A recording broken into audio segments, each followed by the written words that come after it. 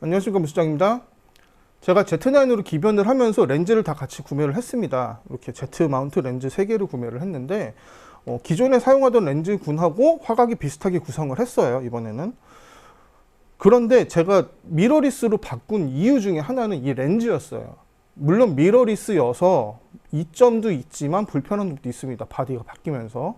전에도 말씀드렸지만 뭔가 제가 여태까지 해오던 습관들을 또 다시 바꿔야 되기 때문에 현장에서 조금 헤매는 일이 좀 생겨요. 가끔 가다가 뭐 많이 일어나진 않지만 그럼에도 불구하고 제가 Z9으로 기변을 했던 이유는 뭐 걔가 기계지 셔터가 없고 소리가 안 나고 뭐 이런 거 다 떠나서 이 렌즈였어요. 왜 그러냐면 이쪽에 있는 이 F 렌즈, F 마운트 렌즈들은 니콘이 굉장히 오래 전부터 써오던 마운트 시스템입니다. 요 뒤에 요 마운트, 여기를 말씀드리는 거예요. 이 마운트. 이거는 필름 카메라에도 맞아요. 지금 이 렌즈가. 장착은 됩니다. 촬영하기엔 좀 어렵겠지만 장착은 돼요. 거꾸로 필름 카메라에 쓰는 렌즈도 D5나 D6 같은 최신 DSLR 카메라에도 장착이 됩니다.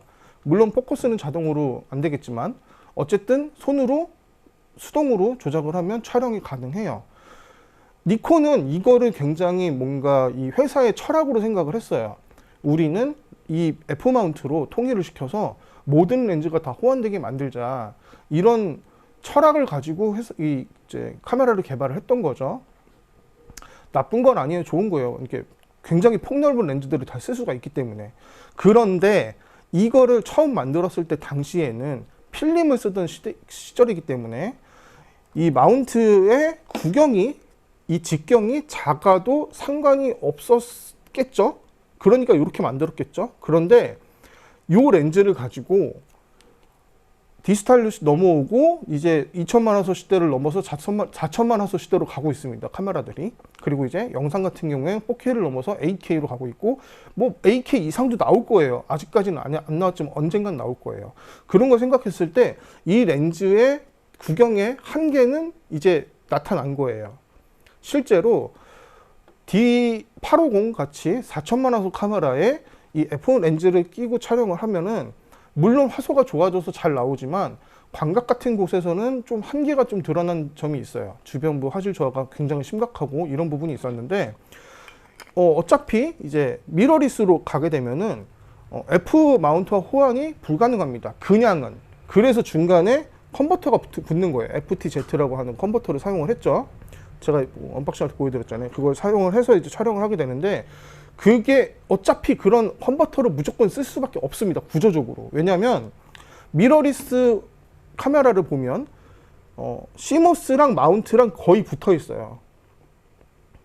근데 DSLR은 생각해보면 CMOS하고 마운트 중간에 거울이 있죠. 요만큼의 거리가 있는 거예요. 이 거리가 필요합니다. F 렌즈에는. 그래야 초점이 맞아요. 그런데 미러리스는 그렇게 붙여놔야지 초점이 맞게끔 설계를 한 거죠. 이렇게. 어차피 바뀔 거면 마운트도 바뀌어야 되는 거고 마운트를 바꾸면서 이제 이 직경이 커졌습니다. 그러면서 이 뒤에 있는 렌즈가 더 커지게 된 거죠. 큰 렌즈를 쓸 수 있게 된 거예요. 그러면 렌즈가 커진 만큼 더 좋은 화질을 낼 겁니다. 오늘은 이제 그걸 한번 알아볼 거예요. 일단은 렌즈의 좀 외형과 뭐 이런 것들 좀 비교를 일단 하고 그 다음에 제가 테스트한 사진을 보면서 이 렌즈의 성능을 한번 보여드릴게요. 우선 첫 번째로는 여기 렌즈가 너무 많은데 좀 치우고 광각 렌즈부터 시작을 할게요.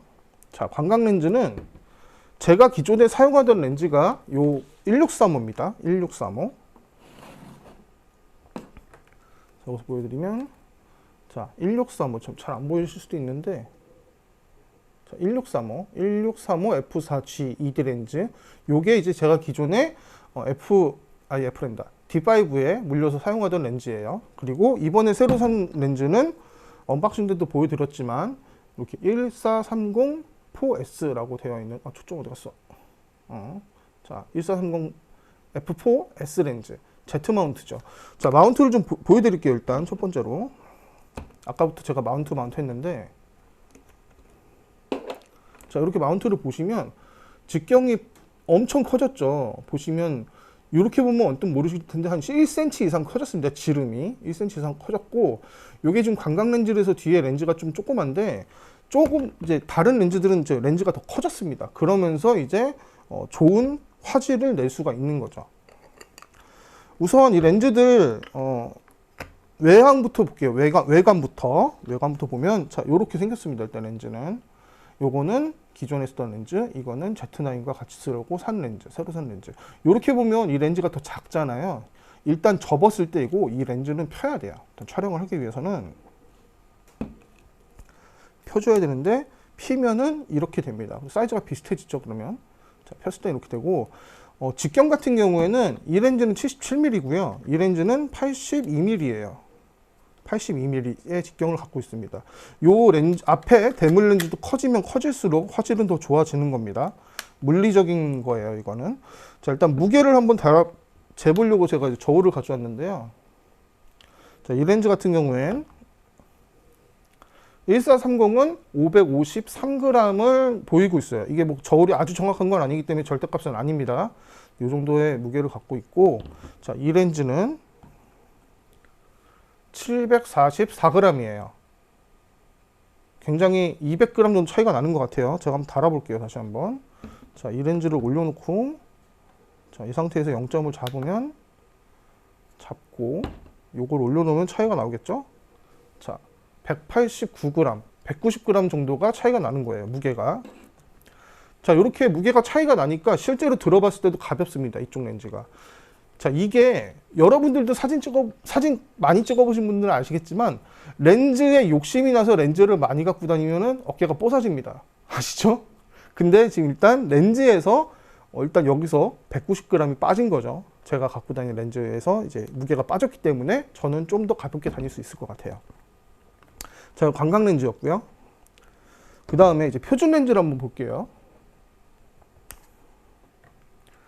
자, 표준 렌즈는 요게 새로 산 Z 렌즈입니다. 2420 f4s 렌즈고, 이거는 이제 제가 기존에 D5와 같이 사용하던 이제 2420 렌즈예요. 둘은 화각이 똑같습니다. 그래서 이렇게 외관은 이렇고요. 요 렌즈 둘 다 줌을 돌리면 이렇게 앞으로 튀어나오는 구조예요. 이렇게. 그래서 120mm까지 커버가 가능하고, 요것도 무게 한번 달아볼게요.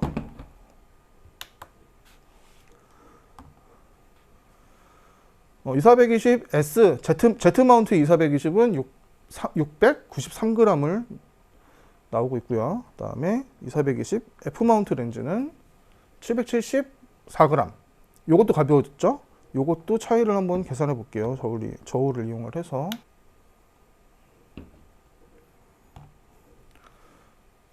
자, 이 렌즈도 81g이 차이가 나요. 그러면 이것도 둘이 합치면 200g 정도 차이가 나는 거죠. 자, 이번엔 망원 렌즈를 좀 비교해서 보여드릴게요. 이 렌즈가 이번에 새로 산 Z 렌즈 100-400 f4.5에서 5.6 S 렌즈입니다. 요게 줌링이고요. 요거는 이제 초점 링, 요거는 뒤에는 이제 멀티 컨트롤 링이 이렇게 있어요. 언박싱 때 보여드렸죠. 요 망원 렌즈 100-400, 100mm에서부터 400mm. 제가 기존에 쓰던 렌즈는 70-200, 70-200 2.8 렌즈고요. 요게 이제 그러니까 F 마운트 중에 최신형입니다. F 마운트로 나온 70-200 중에 최신형이고요. 많은 버전이 있지만 그 중에 최신형. 그리고 이제 제가 추가로 더 긴 망원 렌즈를 하나 갖고 다녔어요. 200에 500 렌즈. 이거는 이제 돌리면 이렇게 앞으로 쭉쭉 나오는 거예요. 이만큼까지 나오는 건데, 200에 500mm의 렌즈지만 f5.6 고정을 갖고 있어요. 가격도 저렴한 편입니다. 이렇게 많이 비싸진 않아요. 초망원 렌즈 치고는. 그래서 이렇게 렌즈를 갖고 다녔었어요. 자, 요것도 이제 무게를 한번 비교를 해볼게요.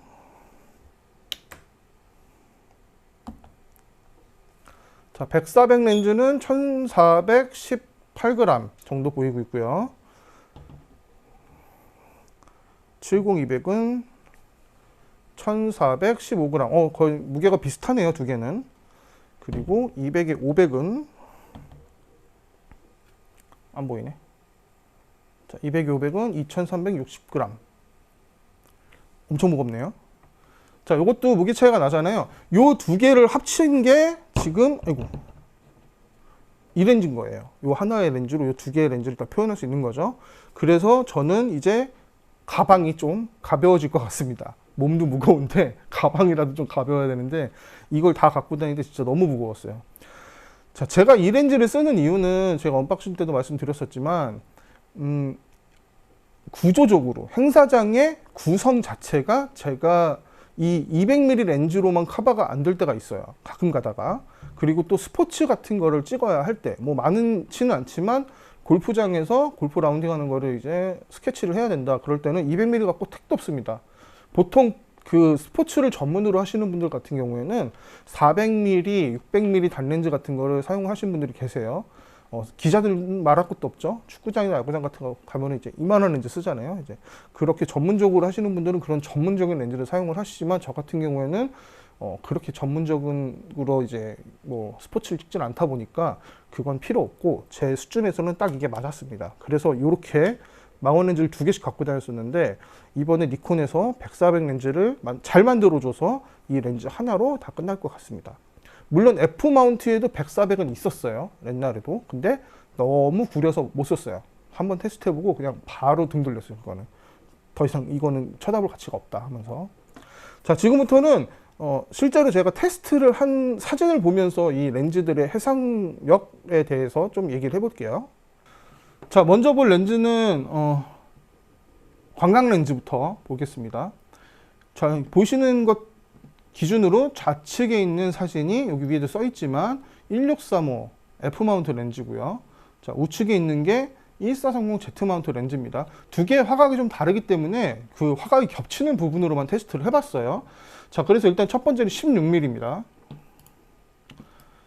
자, 중앙부를 볼 때 눈에 띄는 차이는 없어요. 일단 중앙부에서는. 자, 16mm에서 참 조리개는 5.6으로만 촬영을 했습니다. 다른 조리개는 사용 안 했고 둘 다 F4 렌즈이기 때문에 한 스톤만 조여서 촬영을 했고 카메라는 모두 다 Z9으로 촬영을 했습니다. Z9 F 렌즈 같은 경우에는 Z9에 FTZ 컨버터를 사용을 해서 마운트를 해서 촬영을 했고요.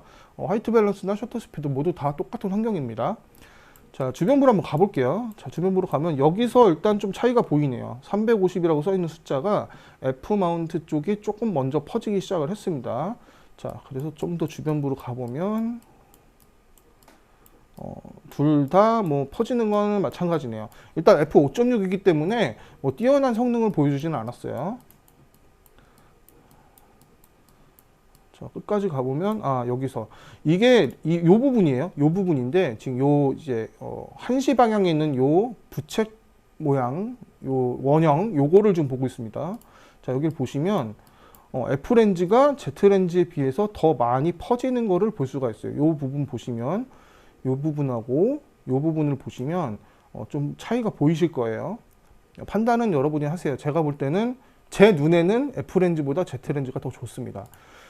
물론 이제 F 렌즈를 Z 렌즈에 사용하기 위해서 컨버터를 사용했기 때문에 약간의 손해가 생기는 건 맞습니다. 근데 그것까지 제가 보정할 수는 없을 것 같고요. 일단은 최대한 동일한 환경에서 테스트를 한다고 테스트를 했어요. 그 결과를 같이 보시는 거고, 요렇게 이제 광각 렌즈 16mm 구간에서는 이 정도의 차이를 보이고 있습니다.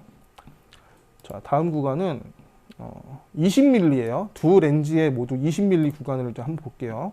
마찬가지로 이제 처음 중앙부부터 볼게요. 중앙부를 봐도 중앙부에서는 차이가 별로 없네요. 같은 곳으로 한번 가보겠습니다. 여기도 F 렌즈 쪽이 이제 요 숫자가 조금 퍼지는 걸 볼 수가 있어요. 똑같은 부분에. 자, 마찬가지로 주변으로 갈 때 여기서는 이제 Z 렌즈 쪽이 조금 더 좋은 해상도를 보여주고 있어요. 여기 F 렌즈는 여기가 퍼지기 시작했죠. 이 부분이. 쭉 가서 아까 봤던 부채꼴에 가서 봐도 여기도 마찬가지로 F 렌즈는 요 끝부분이 좀 퍼지고 있는데 요 Z 렌즈는 요 부분이 아직 선이 일정하게 보이는 걸 볼 수가 있습니다.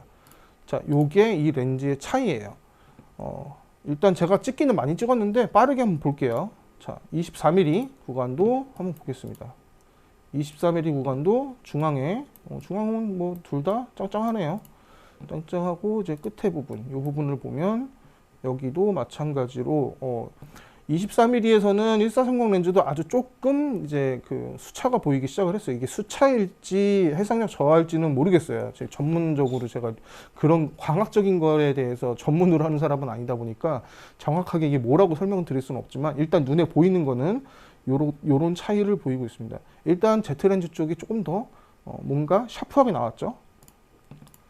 자, 그리고 두 개의 렌즈의 마지막으로 겹치는 구간 30mm, 1430이기 때문에 30mm까지밖에 없고요. 1635는 35mm까지 있지만 둘 다 30mm로 세팅을 해서 비교를 한번 해봤습니다. 일단 중앙부를 볼게요. 중앙부에서부터 F렌즈보다 Z렌즈가 조금 더 샤프한 걸 볼 수가 있고요. 자, 또 끝으로 한번 가볼게요. 자, 이 부분도 요 원형으로 된 선들이 조금 더 퍼지는 걸 볼 수가 있죠. F렌즈 쪽이. 자, Z렌즈는 완전 주변부에서는 오히려 F렌즈가 조금 더 나은 것 같아요. 30mm에서는 1635 쪽이 조금 더 좋아 보이네요. 이렇게 보니까. 자, 일단 광각렌즈의 비교였고요. 이거는 요 차트를 이제 제가 촬영을 한 거예요. 좀 작은데 좀 더 큰 게 있었으면 좋았을 텐데 제가 구매한 게 좀 작네요. 보니까 제 사이즈도 안 보고 그냥 차트라고 해서 샀는데 요 차트를 촬영을 한 거고 그냥 요거를 이제 뭐 별도의 프로그램 같은 걸 돌리면은 뭐 MTF 차트나 뭐 이런 게 또 나올 겁니다. 아마도 이게 아니고 다른 차트긴 하지만 어쨌든 뭐 그런 것도 있긴 하지만 그냥 저는 직관적으로 그냥 사진을 찍어서 눈으로 비교해보는 방식을 채택을 한 거예요. 일단은 두 렌즈 모두 나쁜 렌즈는 아닙니다. 그런데 일단 Z렌즈 쪽이 조금 더 샤프한 걸 볼 수가 있었어요. 광각 쪽에서 30mm 쪽에서는 오히려 조금 더 손해를 보는 것 같긴 하지만 어쨌든 광각 쪽에서는 1635보다 조금 더 화질이 좀 좋았던 걸로 볼 수 있었습니다. 자, 다음으로는 2420을 한번 볼게요. 자, 2420이고요. 24mm에서 찍을 수 있는 한계였어요, 이게. 그래서 이걸 꽉 채우지 못했고요, 일단. 자, 24mm부터 한번 볼게요. 자, 24mm 중앙부고요. 좌측이 F, 우측이 Z입니다. 일단 둘 다 비슷한 성능을 보여주네요. 일단은 주변부로 가도 별 차이가 일단은 없습니다. 24mm에서는 둘 다 비슷해요. 제 눈엔 비슷해 보여요. 그 다음에 35mm. 역시 중앙부는 둘 다 깔끔하게 나왔고요. 주변부로 가도 별 차이가 없네요. 자, 그리고 완전 주변부도 네, 둘 다 차이가 별로 없네요. 표준에서는 사실 그렇게 차이가 많이 안 날 것 같긴 했어요. 처음부터. 자, 50mm도 한번 볼게요. 자, 50mm. 비슷하고요, 둘 다. 그쵸? 50mm에서는 이제 주변부에 조금씩 차이가 나기 시작을 하네요. F렌즈보다 Z렌즈 쪽이 좀 더 샤프한 걸 볼 수가 있어요. 이 부분. 자, 85mm. 85mm도 뭐 중앙부는 당연히 잘 나오겠죠. 중앙부에서 약간의 차이가 보이는데 이거는 이제 포커스의 차이도 있을 거고 이 정도는 넘어가도 될 것 같습니다. 넘어가도 되고. 자, 주변부 오히려 약간 Z 쪽이 조금 뭉개진 것 같아요. 완전 주변부에 가면 둘 다 약간의 이제 요거는 회절이라고 해야 되나 수차라고 해야 되나 이런 부분이 좀 이게 렌즈의 성능 저하가 좀 보이기 시작을 했는데 F보다는 Z가 조금 더 방어를 많이 해주고 있어요. 보니까 이 정도 차이가 있었고요. 마지막으로 이제 최대 망원 120mm. 중앙부 뭐 괜찮고요, 둘 다. 주변부 괜찮고요. 오히려 네, 괜찮습니다. 그리고 완전 주변부로 갔을 때 네, 둘이 비슷한 성능을 보여주고 있네요. 오히려 약간 Z 쪽이 조금 더 뭉개지는 것 같아요. 최대 망원에서는. 자, 이제 2420은 이 정도를 보여주고 있는데 이제 제가 처음 이 렌즈를 살 때도 사실상 망원 계열보다는 광각 계열에서 좀 더 많은 차이를 보일 거라고 생각을 했었거든요. 역시나 광각 쪽에서 조금 더 많은 차이를 보여주고 있습니다. 그리고 이제 망원 렌즈를 한번 볼게요. 자, 이번에 망원 렌즈를 비교를 해야 되는데 70-200하고 100-400을 비교하기는 화각이 안 맞잖아요. 그래서 200에 500을 추가로 같이 넣어서 이제 비교를 했습니다. 그래서 이제 최대 망원이 400mm부터 비교를 했고요. 이쪽에 왼쪽에 있는 건 F 마운트의 200에 500 렌즈고요. 자, 우측에 있는 건 Z 마운트의 100, 400 렌즈입니다. 일단 중앙부부터 한번 볼게요. 일단 둘이 다 비슷하고요. 그 다음에 주변부로 가면 비슷한 성능이네요. 오히려 이런 망점 같은 거는 더 F 렌즈 쪽이 조금 더 덜 나오는 것 같아요. 보니까 Z 렌즈 쪽이 조금 더 잘 나오는 것 같고요. 선회도 같은 것도 보면 주변부는 오히려 F가 조금 Z가 조금 더 뭉개지는 것 같아요. 보니까 200에 500이었고요. 200에 500은 다른 부분도 한번 봐야 될 것 같아요. 이 부분도 네, 500mm 쪽이 더 좋네요. 200, 500이 이제 렌즈가 사실 200에 500 같은 경우에는 2.5배 줌이잖아요. 그리고 구경도 96mm 렌즈를 가지고 있어서 조금 더 좋은 성능을 보여주는 것 같습니다. 자, 그리고 300mm를 한번 볼게요. 이제 자, 중앙부, 중앙부고요. 그다음에 주변부. 역시 200에 500이 좀 더 좋네요. 확실히 줌 구간이 이렇게 길지 않다 보니까 오히려 200에 500이 더 좋은 것 같습니다. 렌즈가. 그다음에 주변부로 한번 가볼게요. 이거 어디까지 가니? 일단 주변 보면 네, 뭐 비슷한 것 같아요. 일단 200에 500이랑 100, 400이랑 비슷한 성능을 보여줍니다. 그다음에 이제 200mm 구간 한번 보겠습니다. 중앙부.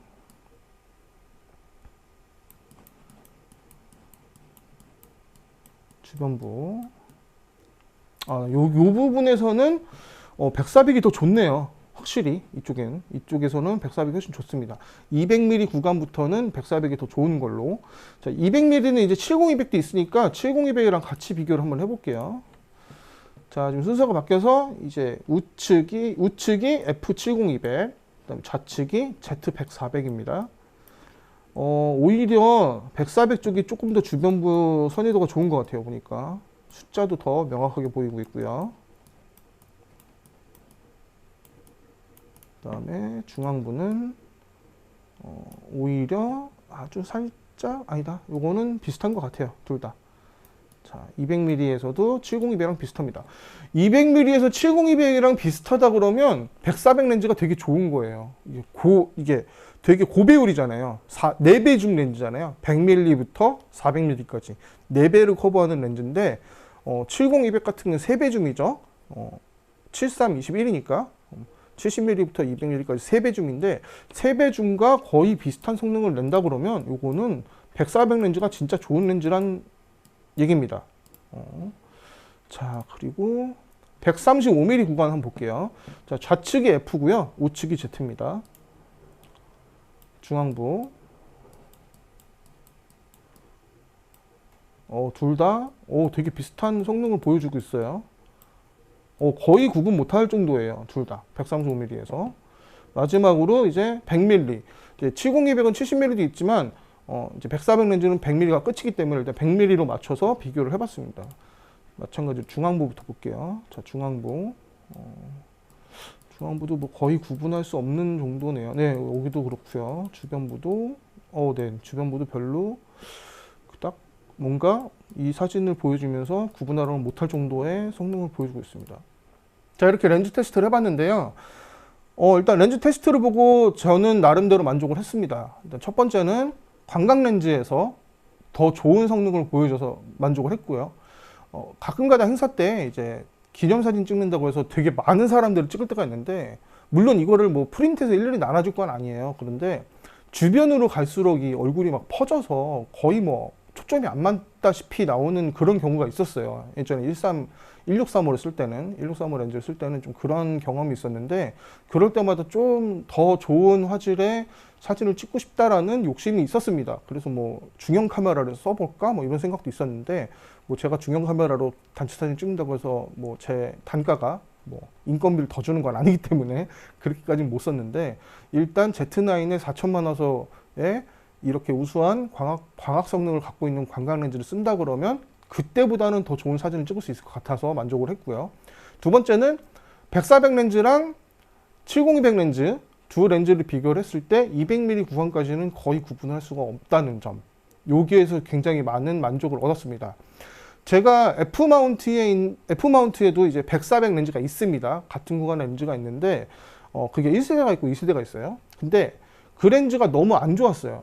한번 빌려서 써봤었는데 너무 안 좋았어요. 진짜 너무너무 안 좋아서 이 렌즈 진짜 쓸 게 못 되는구나 이 생각에 그 렌즈를 구매를 하지 않고 이제 200, 500 렌즈를 구매를 해서 사용을 했는데 이번에 100, 400을 사기 전에도 이제 뭐 해외 유튜버들의 뭐 이제 인플루언서들은 미리 받았잖아요. 받은 사람들의 이제 리뷰 같은 걸 봤는데 그 리뷰에서도 70200이랑 거의 비슷한 광학 성능을 보여주는 걸 보고 제가 구매를 결심을 했습니다, 이번에. 근데 직접 테스트를 해서 보니까 우수한 광학 성능을 보여줘서 만족을 했습니다. 이제 행사 사진 찍으러 다닐 때 렌즈 딱 3개만 들고 다니면 될 것 같아요. 물론 제가 이거 말고도 더 갖고 다니는 건 있습니다. 어한 렌즈도 하나 갖고 다니고 있는데 그거는 그렇게 자주 쓰는 건 아니라서 일단 100, 400 렌즈로도 70200과 비슷한 광학 성능을 낼 수가 있다. 거의 구분 못했다. 요게 굉장히 마음에 들었고요. 이렇게 제가 렌즈 구성을 했고 렌즈 테스트를 이제 일단은 뭐 나름 객관적으로 데이터를 내려고 노력을 해봤습니다. 이제 제가 엔지니어도 아니고요. 그다음에 이렇게 리뷰를 전문으로 하는 사람이 아니다 보니까 미흡한 점이 있었을 거예요. 분명히 이제 보시는 분들 중에 이게 무슨 테스트가 뭐 있다고요? 이렇게 생각하실 수도 있겠지만 그냥 사진을 찍는 사람 입장에서는 나름대로 노력을 했습니다. 그 노력을 조금 가볍게 봐주시고요. 이게 리뷰가 좀 이렇게 좀 엉성할 수도 있어요. 제가 리뷰를 전문으로 하는 사람이 아니다 보니까 아직 유튜브 꿈나무잖아요. 재밌게 봐주시고요. 요 데이터를 가지고 렌즈를 선택하는 데 도움이 좀 되셨으면 좋겠습니다. 그리고 이제 Z9 카메라를 가지고 이제 딱 2번 찍어봤어요. 그리고 이제 내일 모레 또 3일짜리 행사를 들어가게 됐는데 아직 현장에서 많이 써보질 않아서 좀 디테일한 리뷰를 드릴 수가 없었어요. 그래서 이제 제가 첫 촬영 소감이라고 해서 느낌만 말씀드렸던 거고 좀 오래 써보고선 좀 깊은 얘기를 해야 될 것 같습니다. 그래서 Z9의 다음 리뷰 영상은 조금 오래 걸릴 것 같습니다. 제가 할 얘기가 좀 몇 가지가 있기는 한데 아직 조금 더 검증을 해봐야 될 것 같아요. D5하고 교차로도 이렇게 좀 사용을 해보고 이런 이제 절차가 좀 필요할 것 같아서 Z9의 좀 심도 깊은 리뷰는 시간을 좀 갖고 기다려 주시길 바랄게요. 긴 영상 시청해 주셔서 감사하고요. 아직 구독 안 누르셨으면 한 번만 눌러주세요. 감사합니다.